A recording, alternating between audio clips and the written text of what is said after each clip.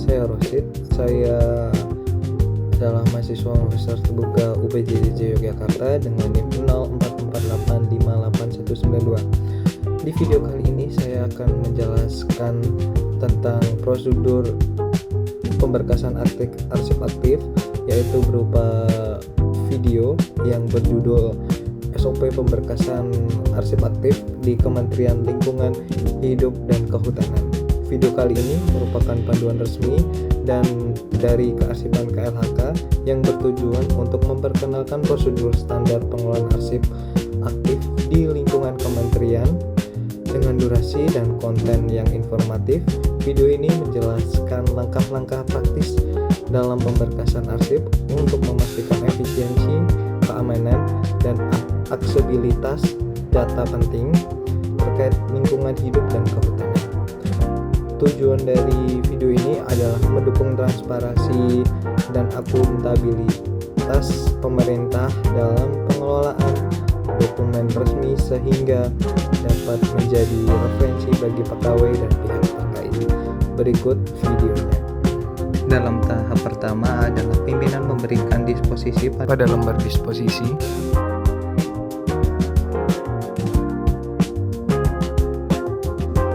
Ini menandai proses perjalanan arsip, kemudian mempersiapkan perlengkapan kearsipan seperti folder arsip. Lalu yang kedua ada map gantung. Lalu yang ketiga ada label tab. Lalu selanjutnya sekat arsip, dan untuk perlengkapannya terdapat 4 itu saja. Dan kemudian mempersiapkan arsip yang akan diolah, mengecek kelengkapan fisik arsip dan dokumen arsip, memberikan kode kualifikasi pada fisik arsip,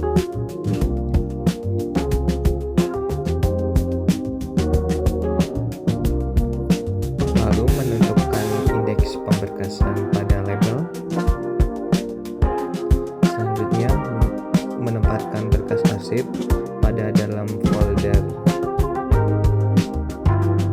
kemudian menuliskan kode klasifikasi pada label, lalu menempelkan kepada label arsip, yaitu sekat primer, sekat sekunder, dan sekat tersier. Lalu susunlah folder, susun pada belakang sekat folder. Berikut penggunaannya tadi untuk mempermudah kita mencari arsip. Sekarang masukkan susunan serkap dan folder pada filing kabinet. Pastikan menempatkan sekat dan folder pada filing kabinet dengan rapi.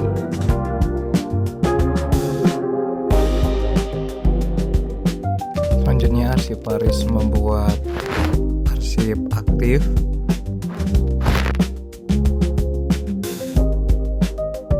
Selanjutnya, pengelola arsip atau arsiparis membuat daftar arsip aktif.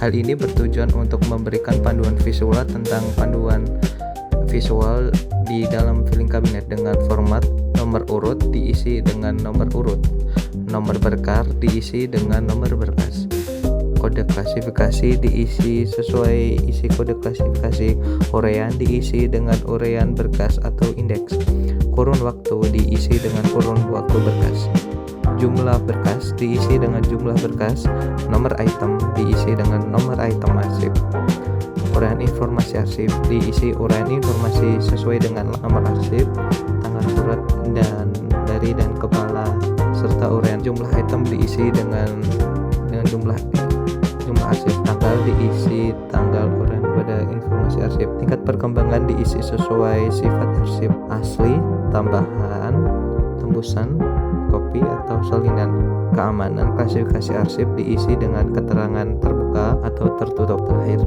lokasi diisi dengan keterangan lokasi simpan. Setelah daftar arsip aktif siap, pastikan untuk menandatanganinya. Penandatangan arsip aktif membuat konsep laporan dan untuk memberikan transparansi pada arsiparis.